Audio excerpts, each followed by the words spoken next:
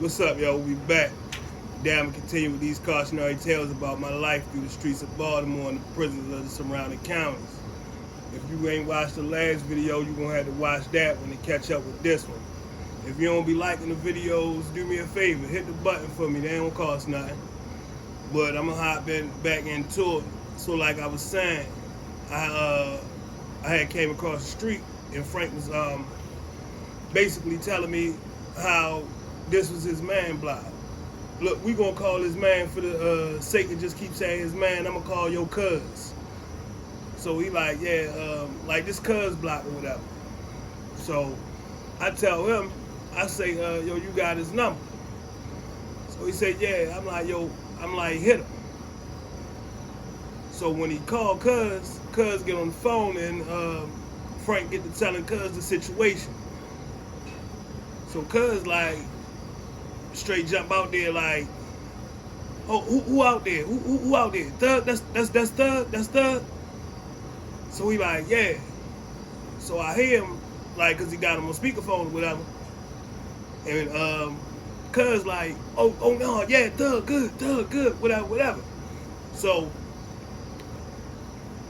I guess Frank feeling like, what type of games yo playing, because that ain't what they talking about. So when I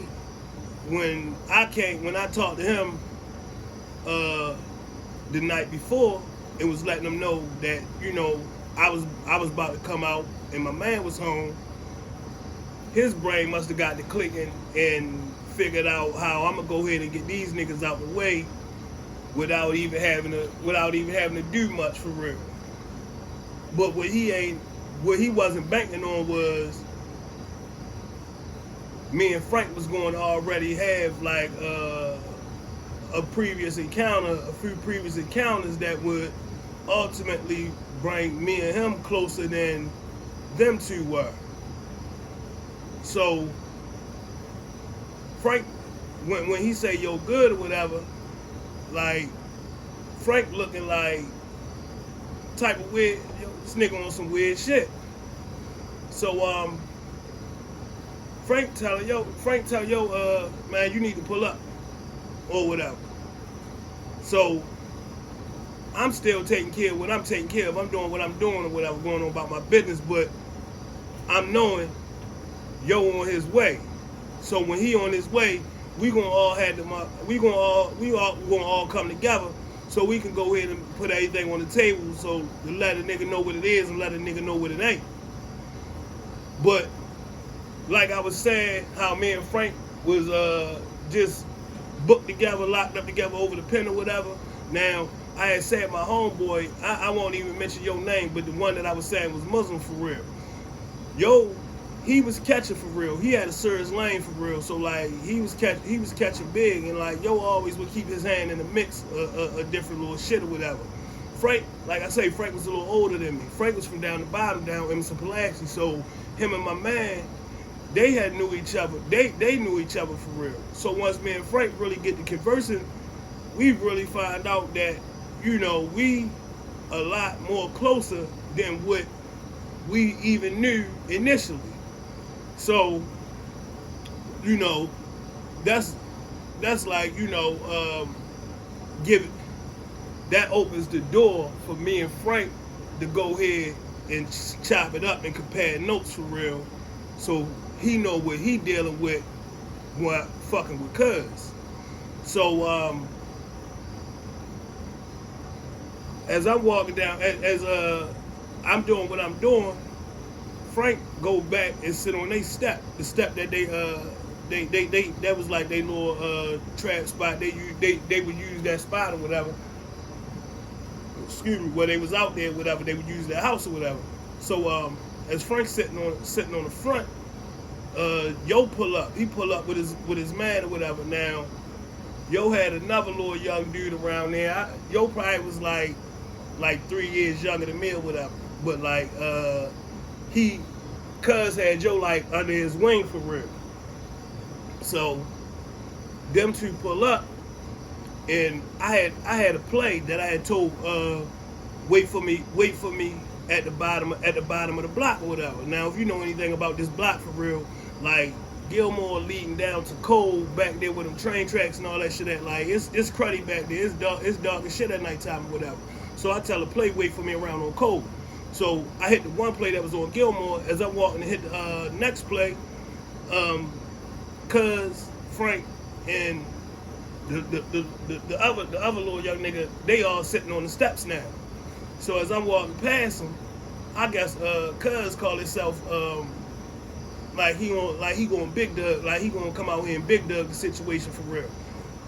So as I'm walking past him, Cuz say, hey yo thug, let me holler at you yo when you get a chance. So I'm like all right.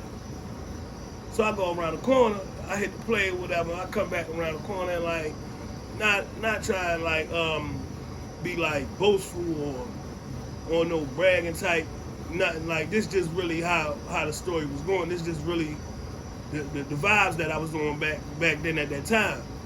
So as I'm coming back around the corner, I'm just feeling like yo, like he on some, like he trying to show off, like I guess he gonna call himself dragging or whatever the case may be, because he probably looking at it like they out here 3 deep and I'm out here by myself, or I don't know how he was looking at it. But like I told you, yo was drugging real hard at the time, and like he would say this in hindsight. I guess you know he would have a conversation with different people, and he was saying like basically how he was high and he might have been, you know, I guess it's like the liquor, you know, like a nigga feeling good, a nigga might get loose with their lips and start talking crazy and shit. So when I walk up on him, I'm like, what's up? So he basically tried to pull me to the side on some, yo, let me holler at you on a one-on-one. I guess he already peeping my energy and saying like, I ain't going for nothing. But Frank looking at this too, and I feel like, and I know you're taking this for a sign of weakness for real, because why you gotta pull him to the side? Why would you about to say to him? Why can't everybody hear what you about to say? So as we get to walking up the street, he basically telling me like, yo, you know you good, blase blah. Yeah, I know I'm good, but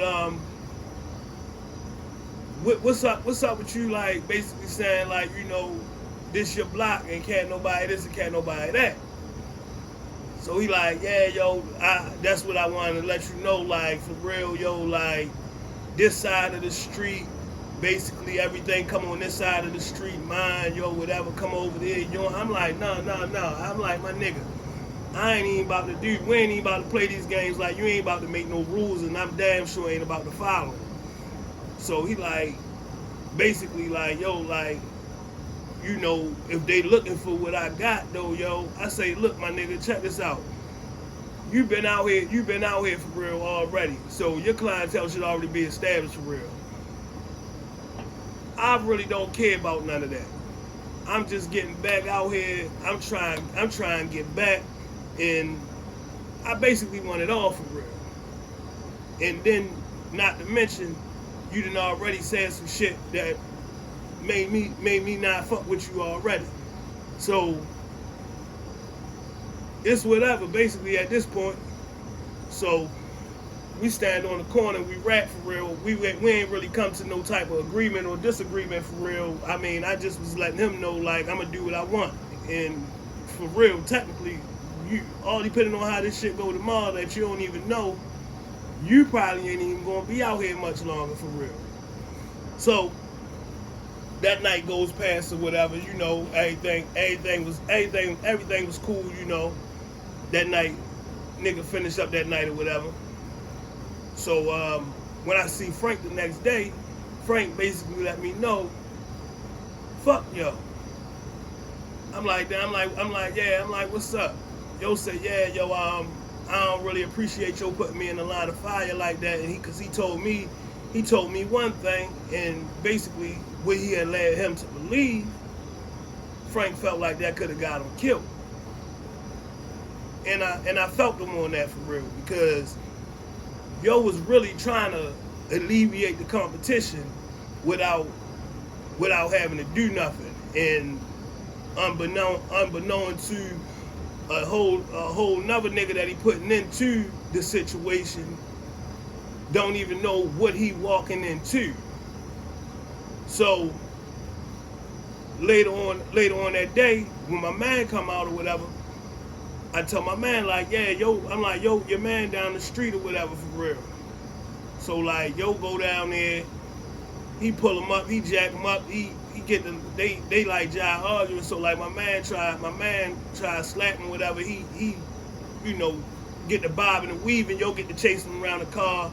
Like it basically was a rap for real. Like yo, he went ahead and got out of there for real. So with that being said, Franklin already like he took him off or whatever, and then it was cool on Frank tip because Frank, we ain't had the same thing. Frank was doing one thing and I was doing another. So it was like once me and Frank sat down and talked, and it was like shit. Well, you know, one thing it's like a ping pong system. So it ain't, I ain't in his way, he ain't in my way. So with that being said, and now my man didn't chase Joe from down there, I figured, you know, everything would be everything. So nigga had reached out to yo and let yo know like, yeah, yo, that far as like you getting any more money down here, that shit dead. Like you can't